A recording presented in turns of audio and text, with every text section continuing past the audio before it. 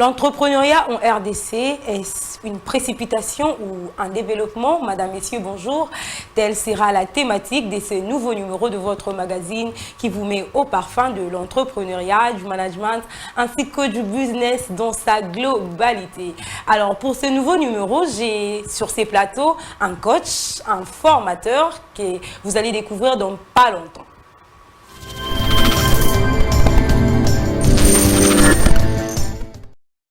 Coach Eugène Kandolo, bonjour et bienvenue.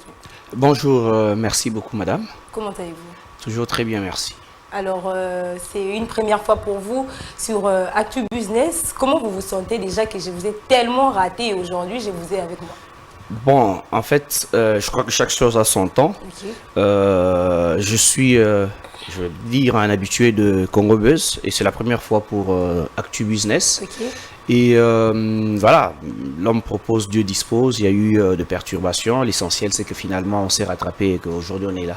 Exactement. Alors, comme je l'ai dit tantôt à l'entame de mon intervention, ce matin, nous allons particulièrement nous atteler sur l'entrepreneuriat ici en RDC, où la grande question se pose si c'est une précipitation ou un développement. Mais avant d'entrer dans les vifs de notre sujet, concrètement, c'est qu'un entrepreneur? Bon, la question de l'entrepreneuriat en RDC, c'est effectivement une question qui fait l'actualité. Je ne sais pas si c'est l'effet des modes ou une nécessité, on va rentrer dans le détail. Ouais. Quand on parle d'entrepreneur, il y a plusieurs écoles. Je ne veux pas rentrer dans des polémiques qu'on attend du jour au lendemain. Ce qui est important, c'est qu'il y a deux approches. Généralement, quand on parle d'entrepreneur, c'est quelqu'un qui entreprend quelque chose. Mais dans le stricto sensus, économiquement, avec fondement, un entrepreneur, c'est celui qui parvient à créer une valeur et qui commercialise cette valeur. Et tout ce que vous ferez, que ce soit en tant que consultant, que ce soit dans le commerce, que ce soit dans la créativité et vente, que ce soit dans la petite industrie ou la grande industrie, que ce soit dans la prestation des services, dès lors que vous pouvez créer une valeur et la commercialiser, vous êtes entrepreneur. Alors là, en parlant de valeur, déjà, on voit un penchant pour le business. Est-ce qu'il y a une différence entre ces deux approches? Oui, il y a une école, parce que je parlais toujours des écoles ici, il y a une école qui veut faire une démarcation entre faire du business, en fait, ce qu'on appelle les hommes d'affaires, les hommes et les femmes d'affaires. Ça veut dire qu'en réalité, eux, c'est l'argent qui compte, c'est dans quoi ils investissent pour avoir quoi. Alors que selon cette approche et cette école, la nuance qui est faite avec un entrepreneur, c'est qu'un entrepreneur est d'abord porteur de projet, il chérit son projet, il est au cœur du projet. Alors qu'un homme d'affaires... Oui, il se lance d'abord sur base d'un problème ou même d'un besoin. Un homme d'affaires, lui, ne se demande pas si on résout le problème ou quoi, mais si cette activité peut lui rapporter de l'argent. En fait, c'est en fait la préoccupation première de l'homme d'affaires. Alors qu'un entrepreneur, il se pose des questions, comment il peut améliorer une situation, comment il peut apporter une solution, comment il peut transformer positivement une situation, mais tout en espérant des bénéfices sur le retour. Il est au cœur de ce projet. Il est lui-même, en fait, comme le premier employé de l'entreprise dans laquelle il est. Alors qu'un homme d'affaires peut ne pas être là. Il peut placer son argent dans tel business, placer dans tel business où il ne comprend même pas quelque chose, mais dès lors qu'on lui a montré que ça peut rapporter quelque chose, il va se faire du bénéfice. C'est ce qui est important pour lui. Carrément, est-ce que l'on peut scinder ces deux approches ou on peut aujourd'hui, ou bien, selon votre explication, confirmer que le business est en quelque sorte inclus dans l'entrepreneuriat? De toutes les façons, c'est la même chose. J'ai parlé ici de l'école. En fait, c'est une nuance faite des écoles. Mais ce qui est important, c'est que les deux, ils ont un objectif. L'objectif, c'est de fructifier et accroître leur chiffre d'affaires. C'est ce qui est très important parce que dans l'entrepreneuriat, on ne fait pas des choses pour du beurre. La différence entre l'entrepreneuriat et les bénévolats, c'est qu'en fait, tu travailles, tu apportes des valeurs, tu apportes un plus dans la vie des autres, dans la communauté, mais sans t'attendre à un bénéfice direct en termes de cash. Déjà, alors qu'un entrepreneur, en le faisant, effectivement, il attend du cash parce qu'en fait, il ne fait pas du Maria Teresa. Donc, il sait que j'apporte cette valeur pour que je puisse commercialiser. Ça peut être une vente d'intelligence, parce que quand on parle de vente d'intelligence, aujourd'hui, il y a des solutions, il y a des gens, par exemple, comme de coachs, comme de consultants, qui donnent des conseils sur un tel ou tel autre domaine, qui accompagnent les gens, qui accompagnent les carrières politiques, qui accompagnent le businessman. Et il a des dividendes par rapport à ça, parce que lui, il apporte un plus. Lui, il les met en situation. Lui, il trouve des solutions aux problèmes des autres. C'est un peu comme ceux qui font ce qu'on appelle facilitation de marché, ou facilitation d'affaires. En fait, l'essentiel, c'est l'objectif que l'on veut atteindre, et le retour que l'on a en termes de dividendes. Et le dividende, ici, il est principalement d'ordre du cash. Mais il faut faire une nuance. On peut travailler. On y reviendra. On y reviendra parce que là, je sens déjà que vous entrez dans le bain. Alors, comme je l'ai dit tantôt, ce matin, nous allons mettre le point sur l'entrepreneuriat ici en RDC. L'entrain de jeu, sous quel œil voyez-vous les milieux entrepreneuriaux de notre pays? Bon, c'est un milieu ambiant, en même temps effet des modes, mais en même temps, je veux, comme si je répondais à ta préoccupation de tout à l'heure, c'est une nécessité parce que l'entrepreneuriat répond à une double question, la question de la création de la classe moyenne qu'il n'y a pas au Congo, mais aussi absorber la question épineuse de l'emploi et de l'employabilité. Et donc, l'entrepreneuriat, vraiment, c'est une nécessité dans ce pays, pas seulement au Congo, parce que de toutes les façons, partout ailleurs dans le monde, il faudrait aujourd'hui effectivement constater que l'entrepreneuriat a une place de choix. Mais ici, on en parle de plus en plus, parce qu'en fait, bon, c'est vrai qu'ici, chez nous, il arrive que ça soit un peu comme les gens aiment ce qui est à la mode. Et la plupart des gens qui ont retenu beaucoup de vocabulaire dans le monde de l'entrepreneuriat ne sont même pas de vrais entrepreneurs. Ce sont des gens qui connaissent cash flow, qui connaissent business plan, qui connaissent business model, qui utilisent un peu de concepts en anglais pour, voilà, pour impressionner les gens, mais qui en réalité n'entreprennent pas, parce que la plupart de ces gens-là sont à l'affût de où sont le prix. Voilà, les concours de jeunes entrepreneurs, il y en a qui ont même dépassé les 45 ans, mais qui sont toujours à l'affût des concours, alors qu'entreprendre, en fait, n'est pas le fait d'aller absolument courir derrière des gens qui doivent... Ça dépend aussi d'un âge? Non, en fait, je parle de concours des jeunes entrepreneurs, tu vois, donc, et que des gens s'accourent dans ça. Et donc, quand tu ne sais pas quel est le service, quel est le produit que tu as apporté aux autres, et comment nous démontrer comment tu as eu même $1 sur ça, ça veut dire que tu n'as même pas encore commencé à entreprendre, parce que, en fait, si tu n'as pas de produit qui est vendu, si juste tu restes pendant 10 ans au niveau du prototype, ça veut dire que tu n'es pas entrepreneur. Tu deviens entrepreneur quand tu commences à commercialiser ce que tu avais conçu comme projet. Alors, à ces jours, il y a une pensée ou même une phrase: pour entreprendre, il faut soit partir d'un problème ou d'un besoin.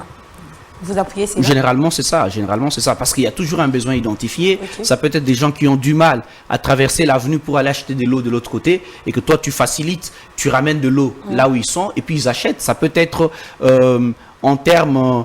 peut-être d'école dans le coin, ça peut être en termes de manque de salon de coiffure dans le quartier, et que toi tu places le salon au lieu que toutes les dames puissent aller à Bandal, au bloc, et puis finalement les dames du quartier ont le même service qu'on leur donne sur bloc à Bandal, ils l'ont au coin de l'avenue. En fait, c'est toujours en réponse à un besoin bien identifié qu'on veut absorber. Alors, entrons dans le vif de notre sujet, je l'ai dit tantôt, vous l'avez aussi dit, l'entrepreneuriat est une nécessité. Et l'on peut constater cet engouement dans notre pays où l'on voit de jeunes entrepreneurs, enfin, on voit plusieurs jeunes aujourd'hui émerger dans l'entrepreneuriat. Alors, est-ce une précipitation ou un développement pour notre pays d'abord? Bon, en fait, je ne sais pas en quoi ça peut être une précipitation, parce que de toutes les façons, beaucoup d'entrepreneurs ont appris sur l'État. Vous l'avez dit tantôt, l'effet de mode. Exactement, ont appris sur l'État. Mais ce n'est pas parce que c'est effet des modes qu'on veut, qu'on facilement traiter ceux qui les font d'être dans la précipitation. Ce qui est important, c'est qu'il faut commencer quelque part, il faut avoir une flamme, mais qu'il faut canaliser. Et la plupart, je le disais tout à l'heure, de grands entrepreneurs des renom, certains ont commencé sur l'État. Donc, je ne sais pas à quel moment ils s'étaient précipités, ou devraient-ils attendre quel moment pour le faire. En fait, il n'y a jamais eu de bon moment pour commencer à faire quelque chose. Même si on le fait avec maladresse, il faut commencer, on apprendra chemin faisant. Ce qui est mauvais, c'est de s'entêter dans une sorte de cage où on s'enferme soi-même, parce qu'on se croit déjà arrivé, parce qu'on a bloqué beaucoup de concepts en français et beaucoup plus en anglais, et que finalement, souvent, on croit que on est en train d'entreprendre parce qu'on connaît tous les vocabulaires de mots sur les secteurs de l'entrepreneuriat. Il faut commencer. Même avec des difficultés, même avec des défauts. Moi, ma grand-mère, elle était une très grande entrepreneur. Toujours des difficultés au début. Elle était une très grande entrepreneur. Elle n'était jamais allée à une conférence. Elle n'avait jamais participé à une formation sur l'entrepreneuriat. Et pourtant, en fait, je n'ai pas vu une aussi énergie à revendre en termes d'entrepreneuriat, une créativité comme chez ma grand-mère. Alors, madame, messieurs, là, je dois signaler que j'ai sur ces plateaux les CEO de cas possibles, comme je l'ai signalé tantôt, les coachs Eugène Kandolo qui va éclairer la lanterne en termes d'entrepreneuriat ici en RDC. Alors, vous avez dit qu'il faudrait tout simplement commencer d'abord. Alors, vous voyez comment vous jugez les langues de l'entrepreneuriat de notre pays? Bon, un peu mitigé. Parce que d'un côté, il y a effectivement des discours officiels et de plus en plus, on voit qu'il y a quelques actions qui se sont faites, il y a des agences qu'on crée, mais des fois, est-ce que c'est vraiment coordonné? Il y a un peu de chevauchement dans la création. Ça, je parle de l'encadrement même du secteur, parce qu'on a toujours décrié le fait que l'écosystème ne s'y prête pas, il y a plus de taxes, des jeunes qui à peine ils se débrouillent. Moi, je me rappelle une fois, on produit un événement, un concert, dans une des salles mythiques ici, et on a payé le cachet de l'artiste, on a payé la salle, parce que quand la salle venait encore d'être inaugurée, la première année là, donc c'était vraiment très très cher, et puis on a mis la pub, on s'est battu bec et ongle pour chercher les sponsors, et les jours de l'événement, un service de l'État se présente qui cherche 15% de tous les bénéfices des billets vendus. Je me dis, mais nous marchons sur la tête. Qu'est-ce que l'État a fait en ce moment pour nous aider? Et généralement, c'est un truc du genre, vous finissez l'université, vous n'avez pas d'emploi, vous n'avez pas de perspective, parce qu'en fait, les perspectives d'emploi sont très limitées dans notre pays. Que ce soit dans les secteurs publics, qui, en principe, partout ailleurs, les secteurs publics. Mais justement, je vais en arriver. À part peut-être un pays en face, je ne vais pas citer son nom, où l'essentiel de son activité est tourné vers les secteurs publics partout ailleurs, parce que c'est un pays assez pauvre qui n'a qu'une seule ressource, le pétrole. Mais partout ailleurs au monde, c'est les secteurs privés qui effectivement engagent le plus de gens, qui créent des valeurs. Et les secteurs publics est là pour des besoins assez limités. Alors, qu'est-ce qui se passe avec cette limitation dans les secteurs publics? Depuis plusieurs années, je salue, on commence à changer un peu. Depuis plusieurs années, dans beaucoup d'entreprises publiques, on ne savait pas quand est-ce qu'on fait les recrutements. Donc, tous les enfants du Congo n'avaient pas la même chance. Il faut que tu sois dans un parti politique du pouvoir, pour que tu sois à la SNEL, pour que tu sois à l'OCC, pour que tu sois... une connaissance quelconque. Voilà. Non, même pas une connaissance. Vraiment, il fallait que tu sois dans un parti politique. Et la plupart mais on des va gens... dire que ça continue. Juste la plupart... Bon, maintenant, il y a quand même... On a vu des concours à... Ces trucs, ça s'appelle comment encore au FIDA. C'est devenu quoi? DGDA. On a vu il y avait même après, on a dit qu'il y avait des politisations là-bas, il y avait des listes qui étaient entrées. Mais au moins, c'est un début. Parce qu'il y a eu 20 ans dans ce pays où on ne voyait pas un recrutement. À la RTNC, on ne voyait pas un recrutement. À l'OCC, on ne voyait pas un recrutement. À l'OGFREM, officiellement, il n'y en avait pas. Mais il y avait des gens quand même qui y entraient. Sur base de méthodes qu'on ne comprenait pas. Et donc, du coup, face à cela, et puis il y avait les secteurs privés où on bouffe les jeunes à toutes les sauces. Nous avons écrit un livre, Oser l'entrepreneuriat en RDC, que j'ai coécrit avec un compatriote qui vit au Canada depuis plus d'une dizaine d'années, mais qui est PhD en économie. C'était un échange entre ce qu'il a comme grande théorie et la vue de terrain que j'ai dans l'accompagnement que j'ai fait par rapport à mon parcours. Vous avez concilié la théorie à la pratique. Exactement. Et nous avons écrit, et nous avons soulevé cette question, la question de sous-traitance par exemple, qui n'est pas au départ une mauvaise pratique, mais en fait dans la faisabilité, si on avait des entreprises où les chefs des entreprises ont eux-mêmes des entreprises de sous-traitance, et l'entreprise a par exemple officiellement un salaire pour ce poste-là de $1,200, mais c'est ses propres directeurs de l'entreprise qui ont une agence de sous-traitance, et c'est cette agence de sous-traitance qui y a le marché de l'entreprise et qui sous-traite les recrutements. Et là-bas, on paye au gars qui a officiellement un salaire de 1,200, on le paye 400. Donc le gars, il s'est fait 800 balles sur la tête de quelqu'un. Donc c'est des gens de pratique qui avaient, bon, je ne sais pas si ça continue encore, mais bref, il y avait des entreprises ou des banques où vous entrez, on vous dit que vous faites un stage professionnel de 6 mois. Au bout de 6 mois, on va évaluer si on peut vous retenir. Et chaque fois, au bout de 6 mois, tu travailles à la place de tous ceux qui devaient travailler. Et au bout de 6 mois, malgré tout ce que tu as fait qui a ramené une performance au niveau de l'entreprise, on te dit que ça n'a pas été probant. On prend une autre équipe. Et progressivement, comme ça, on fait travailler des gens parce qu'on évite tout ce qu'il y a comme charge en termes du contrat social lié au code du travail dans notre pays. Et c'est comme ça que tout ce tableau-là a fait que notre pays avait quand même un problème sérieux. Je crois que... il y a des discours, il y a des élans de volonté. J'étais en train de parler de la création, deux fois un peu en désordre. Parce qu'on multiplie, il y a des agences aujourd'hui, on salue le travail des agences d'accompagnement, de fonds de promotion qu'on crée. Mais il y a chez Franchement, vous voyez, on crée un fonds aujourd'hui. Mais après, on en crée un autre qui est maintenant initié par le ministère de la Jeunesse. Finalement, qu'est-ce qui sera différent? Est-ce que c'est faux? Parce que de toutes les façons, quand on parle de tout cela, c'est toujours dans l'accompagnement de la jeunesse. Est-ce qu'on va suivre des normes? Sur base de quels critères X, Y va recevoir le fonds? Est-ce que même il existe un critérium pour cela? Et il y a une autre question primordiale. Moi, j'ai travaillé comme consultant pour le Fonds national des microfinances, le FNM. J'allais dire de triste mémoire parce qu'on n'en parle plus. Il y a d'autres fonds qui sont créés. Est-ce qu'on a tué? Je ne sais pas. Bon, mais bref, autant je peux soulever des points positifs dans cette agence de l'État, dans cette institution de l'État, il y avait aussi des limites. Les points positifs, c'est par exemple le système de l'accompagnement clé à main, où on ne donne pas, parce qu'on sait beaucoup de velléités qu'on a vues, notamment avec le FPI, où des politiciens prenaient de l'argent, se faisaient prêter de l'argent de l'État pour leurs propres besoins, où quelqu'un pouvait travailler au FPI, mais lui-même prend le crédit pour créer son entreprise. Bon, bref, c'était vraiment dans ce système-là. En termes de positivité, maintenant, j'étais en train de parler de FNM. En termes de positivité, il y avait ce financement clé à main. Ça permettait à ce qu'on ne puisse pas donner directement du cash aux jeunes entrepreneurs. On l'accompagne, par exemple, je prends un exemple, tu veux créer une cabine, on te dit, tu identifies un endroit, on te donne l'argent de location du lieu. Après, progressivement, on te donne l'argent pour meubler les lieux.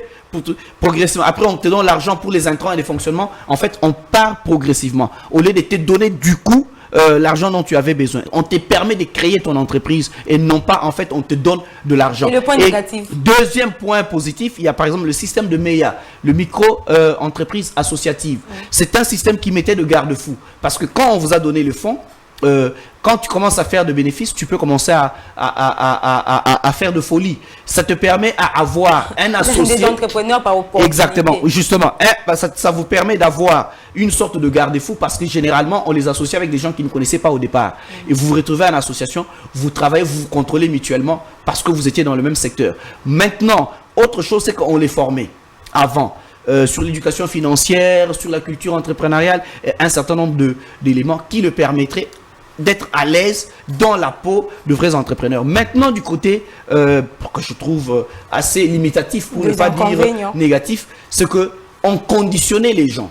Et ça, souvent, ça se fait avec le bailleur de fonds. On vous dit, voilà les secteurs dans lesquels vous devez entreprendre. Et pour le cas de besoin, parlant du FNM, c'était soit la pisciculture, les trucs de champs. Les gens allaient avoir des champs en bacana et trucs. C'était, vous faites soit les cabines publiques ou boulangerie.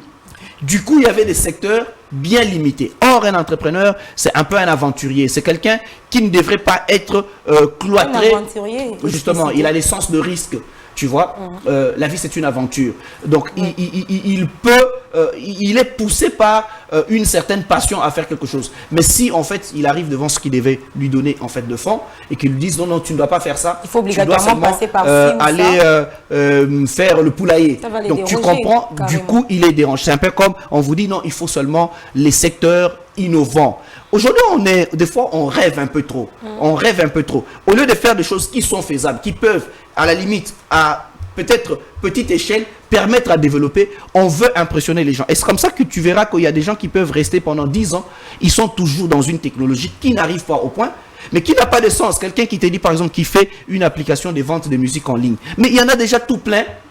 Et puis chaque personne a sa musique dans son téléphone, dans son ordinateur. Pourquoi il doit aller pour acheter une application, pour écouter une musique des années 80 ou des années trucs qu'il a déjà? En fait, Et tu verras, on va donner un prix. On dit par exemple, il a créé une application comparateur de prix. Mais parce qu'il a regardé Euronews, il a vu qu'on parle de comparateur. Ça résout quel problème vraiment dans le quotidien du Congo, dans un pays qui est encore à des années-lumière dans une transition de modernité. Donc, tu verras que pour le besoin de consommation médiatique, voilà, les innovateurs, les startups, et finalement, la notion de l'innovation est un peu terne, parce qu'on est dans les mimétismes, on veut faire comme les autres, alors qu'on n'a même pas encore un débit d'Internet qui répond à certains besoins. Et donc, il faudrait qu'on réqualifie, qu'on revoie un peu ce qu'on appelle, et quels sont les secteurs. Exactement, c'est très important. Et encore que il faille et que cela soit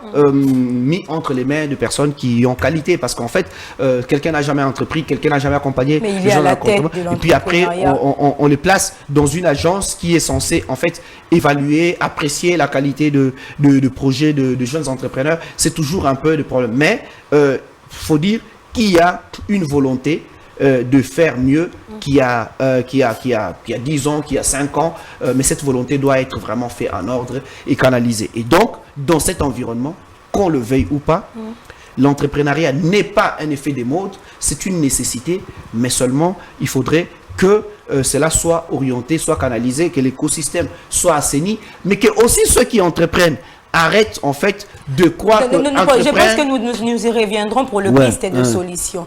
Avant d'aller plus loin, je sens déjà que le coach est vraiment motivé. Est-ce que l'intelligence émotionnelle a une place de qualité dans l'entrepreneuriat? Pas seulement dans l'entrepreneuriat. Si oui, quelle est son importance? Dans toute la vie, en fait, c'est toujours très important de savoir gérer l'intensité de ses émotions et de canaliser en fait, parce que l'intelligence émotionnelle marche toujours avec l'intelligence sociale. Tu ne peux pas vivre à vase clos, et c'est même pour ça que le développement personnel existe, parce que tu peux être une personne super intelligente, donc tu as le quotient intellectuel qui est au-dessus de la moyenne, mais si ton quotient émotionnel est vraiment en déphasage, tu verras que tu vas passer à côté de la plaque, tu seras aigri, tu vas voir des gens que tu considérais comme moins intelligents par rapport à toi, mais qui ont une bonne homéostasie. Il émerge mieux que toi d'ailleurs. Il émerge mieux que toi. Le développement personnel veut que la personne soit déployée dans un environnement social, dans un environnement professionnel. Tu peux faire 90% à l'école, ça ne veut pas te garantir en fait que tu vas réussir. Tu devrais savoir comment construire avec les autres, parce que en fait, tu ne peux pas être entrepreneur et vivre à vase clos. Tes clients sont dans la société. Donc tu dois apprendre. Je disais encore à une jeune dame hier que les mal avec le prix que vous recevez, ce que vous pensez que ce sont ceux qui vous donnent des fonds, les 5 000, le 10 000 de prix, qui font de vous entrepreneur. Vous vous trompez. Ceux qui font de vous entrepreneur, c'est les clients. Il faut ici considérer la problématique de 99 brebis et d'une brebis. Apprenez à mettre en conscience, parce que c'est une dame chez qui j'avais acheté un produit et ça fait 2 mois, elle m'a jamais posé la question si j'avais apprécié le produit ou pas. Et il est parti comme ça. Et pourtant, nous avons apprécié le produit. Mais nous avons considéré qu'elle n'a pas une attitude du genre revenir après, c'est-à-dire voilà, suivi, non, j'allais prendre le terme consacré, service après-vente. Donc, pour c'est rassurer, exactement, c'est rassurer de la satisfaction du client et de son expérience produit. Et pourtant, on attendait vraiment cela pour lui dire combien nous avons apprécié le produit. Mais elle n'était jamais présente. Voilà. Donc, c'est très important. Aujourd'hui, on ne peut pas se targuer d'être entrepreneur si on ne sait pas valoriser la place du consommateur, de ses clients. Parce que c'est eux, en fait.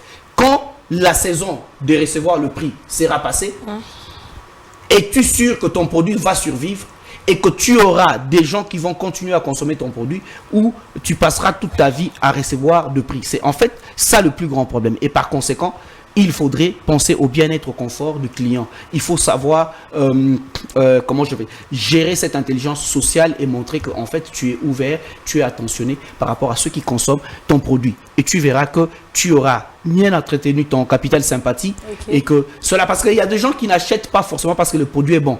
Ils achètent sous ta tête. Par rapport à la ils aiment génie, et puis ils achètent. Moi, je les vois avec mes différents produits. Les gens qui viennent parce que en fait c'est toi. Et puis après il y a le mordu du marketing qui achètent parce qu'en fait, Jamie avait aussi acheté le produit de Eugène. Ah, comme Jamie a acheté, ça veut dire que c'est un bon produit. Oui. Ou bien pour faire star, pour faire un peu comme Jamie, j'achète aussi. Donc, il y a des mordus du marketing, mais il y a des gens, en fait. Les facteurs de réussite et de consommation, c'est la qualité du produit, mais c'est aussi, en fait, le capital sympathique que tu as toi-même.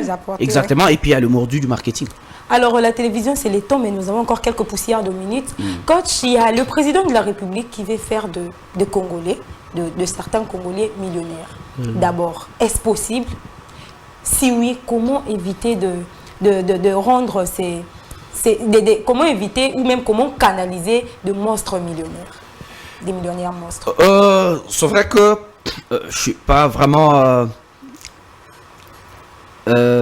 commentateur, parce que le chef de l'État, quand il dit ça, ça veut dire qu'il a une vision. Oui. Donc il sait comment il veut. Je ne sais pas ce que tu appelles monstre millionnaire. Alors le monstre millionnaire, on peut dire, c'est genre ces millionnaires qui ont une mauvaise gérance. Aujourd'hui, tu es millionnaire, mais en termes de...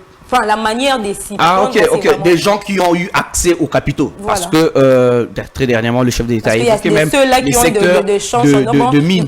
En fait, il y a beaucoup aussi de coopérants qui accèdent à beaucoup de capitaux, qui est de vrais entrepreneurs. Parce qu'en fait, moi, je n'ai jamais... En fait, je ne sais pas pour minimiser le truc. On peut avoir de l'argent de plusieurs manières, justement. Mais se retrouver quelque part tout en étant fainéant parce qu'on a, par exemple, tel appui. On a accès à quelques collines de mines et puis d'autres personnes travaillent, vous ne comprenez même pas le secteur, mais on vous dit que vous avez 2 brouettes, ça vous fait autant d'argent et puis vous recevez de l'argent.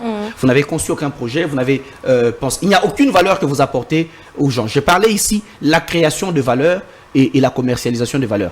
Aller sur base d'une relation, avoir un carré où vous avez accès aux mines et se faire de l'argent, en fait, c'est pas de l'entrepreneuriat. Mais vous verrez qu'il y a beaucoup de gens qui ont beaucoup d'argent, qui ne sont pas des entrepreneurs. Mais après, ceux qui, par exemple, sont entrepreneurs, mais qui ont un capital de $200, seront minimisés dans ces champs où, au Congo, entrepreneur, c'est aussi par, voilà, c'est quelle montre qu'il a porté, est-ce qu'il a quelle veste, est-ce qu'il a une range, est-ce que ce bureau se trouve à quel... En fait, l'entrepreneuriat au Congo, c'est un peu aussi ça, mais on ne se demande jamais, en fait, comment cet argent est arrivé entre les mains de la personne, tu vois, donc il n'a créé aucune valeur. Et il y a beaucoup de gens comme ça, donc pour devenir millionnaire, un peu comme ce jeune populiste qui a fait son show la dernière fois, qui a dit que lui peut créer des millionnaires une semaine. Mais en fait, c'est trop prétentieux parce qu'en fait, tu ne crées pas des millionnaires. Aller dans un secteur où tu vas, par exemple, te retrouver en train d'orienter tes amis à avoir chacun une portion de là où il peut soutirer de l'argent, c'est pas faire c'est quoi le projet, c'est quoi la valeur que vous avez créée et c'est quoi la solution que vous avez. Est-ce d'abord possible de produire ces millionnaires comme l'a dit le président? Oui, on peut produire des millionnaires, mais ça ne veut pas dire que en fait ces millionnaires ont apporté une valeur et donc on peut se faire de l'argent. Il y a plusieurs façons de se faire de l'argent. On peut se faire de l'argent sans vraiment entreprendre. Et il y a beaucoup de millionnaires au Congo, beaucoup de gens qui ont de l'argent, ne sont pas forcément des entrepreneurs. Soit il est positionné, il était politique, il était ministre, il a 2, 3, 4 rétrocommissions, trucs, soit il avait été ami de X, il est frère de X, et puis après il a accès aux capitaux. Tu vois, on a vu il y a 2 ans ici, des gens qui avaient de briques d'argent et tout. Après, on l'appellera sûrement dans une conférence pour qu'il puisse nous parler de sa réussite. Clairement, alors qu'en réalité, il n'y a pas une traçabilité par rapport à ça, mais il a eu accès aux capitaux. Donc, avoir accès aux capitaux, c'est pas forcément entreprendre. Même si la finalité dans l'entrepreneuriat, c'est de se faire du cash et d'accroître son chiffre d'affaires. Mais ici, il ne s'agit pas d'une croissance d'un chiffre d'affaires, il s'agit de l'accès carrément à des capitaux. Et puis qu'on utilise avec beaucoup d'aisance. Et est-ce que je suis en train de dire que c'est mauvais? Non. Parce que de toutes les façons, il n'y a pas une école où on doit commencer à côté. Toi, tu n'as pas eu l'argent par l'entrepreneuriat, donc tu n'es pas entrepreneur, l'entrepreneur doit. Non. Ça sera aberrant. Et c'est un peu comme une petite polémique, j'ouvre la parenthèse, que je voyais, et il y avait des gens qui se gênaient par rapport à ça. La polémique entre qui est journaliste et qui est animateur. En fait, quand on dit à quelqu'un que tu es animateur télé, tu n'es pas journaliste, alors il s'est fâché parce qu'en fait, il croyait qu'on l'a réduit. Non, on lui dit seulement que tu n'as pas qualité de journaliste. c'est un journaliste. Et un journaliste n'est pas forcément au-dessus de l'animateur télé. Mais bon, après... La télévision, c'est l'État encore. Ah, on te dit que tu n'es pas entrepreneur. Ah non, non, tu crois que c'était peut-être une insulte. Ah, ou bien quand toi, tu t'octroies le statut, nous sommes des entrepreneurs, les autres ne sont pas entrepreneurs. Mais alors que tu ne sais pas que tu fais carrément le commerce. C'est quelle valeur tu ajoutes dans ta communauté et comment tu sais commercialiser cela et avancer. Est-ce que c'est en vendant des livres? Est-ce que c'est en vendant de l'intelligence? Est-ce que c'est en vendant des services? Est-ce que c'est en créant de produits un peu comme Dieudonné Kayembe qui a créé la tablette Motema et qui commercialise cela? Tu vois? Donc, il y a de la valeur qu'il a créée et puis il commercialise. Est-ce que, un peu comme, voilà, donc d'autres jeunes que j'ai rencontrés, dernièrement, j'étais président du jury du prix du jeune entrepreneur Kelo Bantou. J'ai vu par exemple des jeunes, la demoiselle qui avait réussi le prix, Elie Mbeki, qui fait de bouillon d'assaisonnement. Ah oui, oui, voilà. je vois. Elle crée de la valeur et puis elle commercialise. Donc on est vraiment dans quelque chose de pratique qui peut apporter une solution, un peu comme Medik et Bantima, d'autres jeunes que j'accompagne, qui a mis en place cette application qui identifie des produits contrefaits, des produits pharmaceutiques. J'ai déjà vu ça sur LinkedIn. Donc, il y a de travail que de jeunes, de créativité. Moi, j'en rencontre par milliers de jeunes. Je suis très heureux parce que je suis vraiment... j'ai cette grâce d'être au contact avec tous ces jeunes entrepreneurs. Alors, l'émission touche à sa fin. Alors, une dernière question pour vous, coach. Actu Business, ce n'est pas seulement où on doit carrément, où on montre de failles, mais aussi des solutions concrètes. J'ai vu entreprendre. Je sens que, bon, je vais entreprendre, par exemple, un jeune à la maison en train de regarder, ah ok, aujourd'hui dans Active Business, il y a le coach qui éclaire la lanterne. Est-ce qu'il y a un critérium établi en termes d'entrepreneuriat? Non, j'ai toujours cru que l'entrepreneuriat, c'est un élan. D'ailleurs, Andy Bemba, dans son livre édité chez nous, aux éditions Cas Possible, Entrepreneuriat d'hier et d'aujourd'hui, empreinte de Jeannot Bemba, il explique quelque part en disant que c'est comme si les Congolais, dans l'ADN du Congolais, les Congolais à l'ADN de l'entrepreneuriat.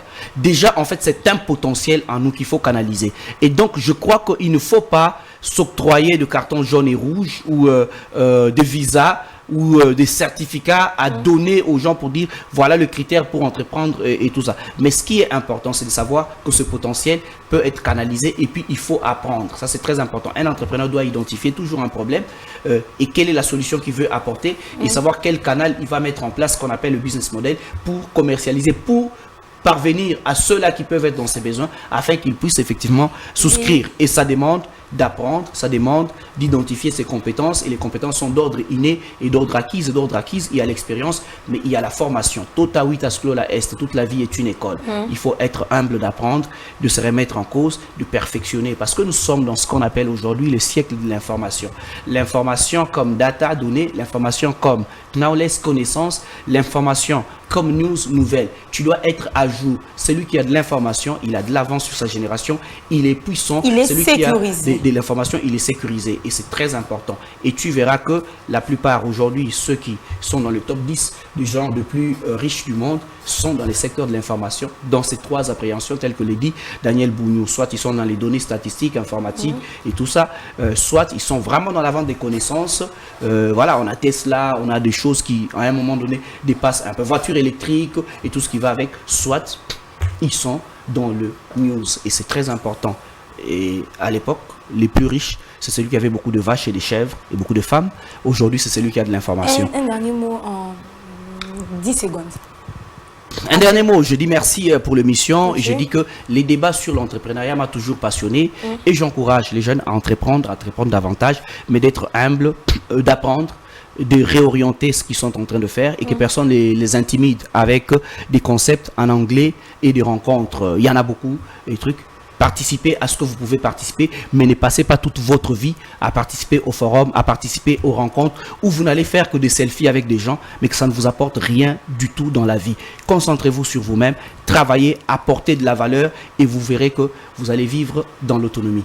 Merci coach Eugène Kandolo d'avoir répondu présent à notre invitation. C'est moi qui vous remercie. C'en est fini pour cette émission, mesdames, messieurs. Alors, les bonnes choses ne durent jamais. Vous êtes à la maison, vous voulez entreprendre. Alors, sachez que l'entrepreneuriat, il n'y a pas un critérium pour l'entrepreneuriat. L'entrepreneuriat est un élan. Alors, il faudrait se donner de moyens afin d'y arriver. Qui dit moyen, voit l'apprentissage. Qui dit moyen, voit l'information. C'est sécuriser et savoir où je vais avant de mettre le pied.